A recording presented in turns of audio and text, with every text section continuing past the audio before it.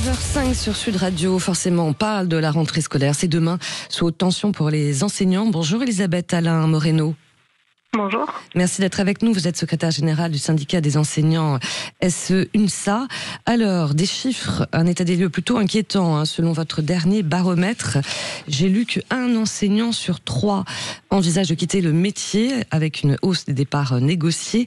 91% des personnels disent aimer leur métier, mais 77% ne le conseilleraient pas à un proche.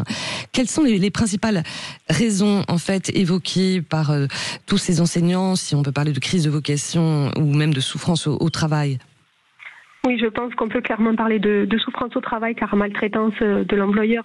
Les défis majeurs de cette rentrée, ça va être de pouvoir, en tout cas pour tous les personnels, d'accueillir dignement tous les élèves.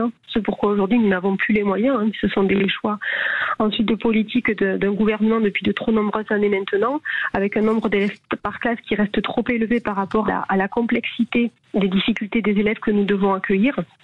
Par rapport à une prise en charge d'une difficulté scolaire où les moyens ont été réduits de façon dramatique ces dernières années, avec des personnels de RASED en nombre très insuffisant, voire réduit, un nombre d'AESH insuffisamment recrutés et une prise en charge par des professionnels de médico-sociaux qui font défaut.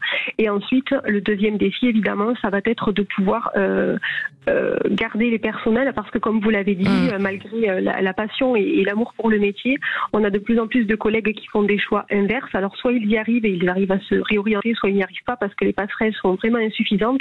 Et aujourd'hui, on a nécessité à ce qu'il y ait une réelle reconsidération des personnels, parce que pour des raisons de salaire insuffisant, de charge de travail trop importante, de mobilité géographique complètement verrouillée, de santé ou encore de formation continue, on a beaucoup de personnels qui ont envie d'exercer ailleurs.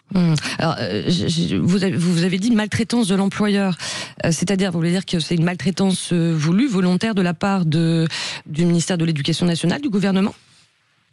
Quand ça fait des années qu'on alerte, qu'on donne les signaux, qu'on donne les raisons, qu'il y a des signalements tous les ans. Je vous rappelle aussi qu'on connaît des drames dans l'éducation nationale, malheureusement.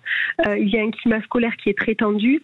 Se voiler la face à ce point et faire des choix qui vont à l'encontre justement d'une amélioration des conditions de travail des personnels, pour moi, oui, à l'UNSA, on peut parler de maltraitance. Vous parlez aussi du fait qu'il y a une surcharge mentale pour les enseignants, comme si l'école devait tout gérer, à la fois la lutte contre le harcèlement scolaire, la santé mentale. Voilà, j'ai vu pas mal de témoignages disant, nous on n'est pas des soignants aussi, il faut recruter des personnels formés, des psychologues aussi de l'éducation nationale. Elisabeth Alain Moreno. Exactement. Les enseignants, les CPE et les psychologues de l'éducation nationale ont des missions clairement définies. Et aujourd'hui, parce que le choix a été fait différemment, c'est-à-dire de ne pas investir suffisamment sur la diversité des compétences qu'il faudrait pour pouvoir prendre en charge la diversité des difficultés de nos élèves, fait que tout repose sur ces personnels-là. Aujourd'hui, un enseignant, il est censé enseigner, il est censé éduquer, il est censé émanciper, mais par contre, il ne peut pas prendre en charge toute la difficulté médico-sociale de ses élèves, et c'est bien normal, il y a des compétences pour. Ça fait des années qu'on réclame que ce travail interministériel puisse se mettre en place.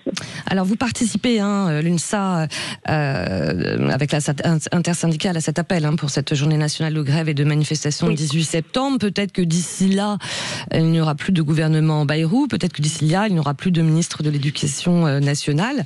Voilà. Quelles sont vos attentes aussi à vous ? Alors, il est évident que nous n'avons pas de boule de cristal et qu'aujourd'hui, l'avenir du gouvernement est sacrément remis en question, mais ce n'est pas la première fois que le gouvernement est modifié depuis 2017. Force est de constater que la politique néolibérale d'Emmanuel Macron n'a pas été changée pour autant. Elle s'est même à chaque fois aggravée, impactant les plus fragiles, les plus précaires, y compris les retraités ou les contractuels.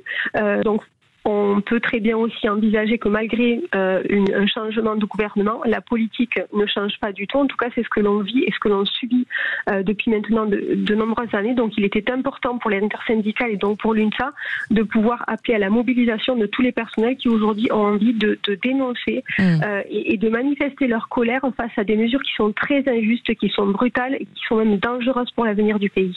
Merci à vous, Elisabeth Alain Moreno. Je rappelle que vous êtes secrétaire générale du syndicat des enseignants SE-UNSA.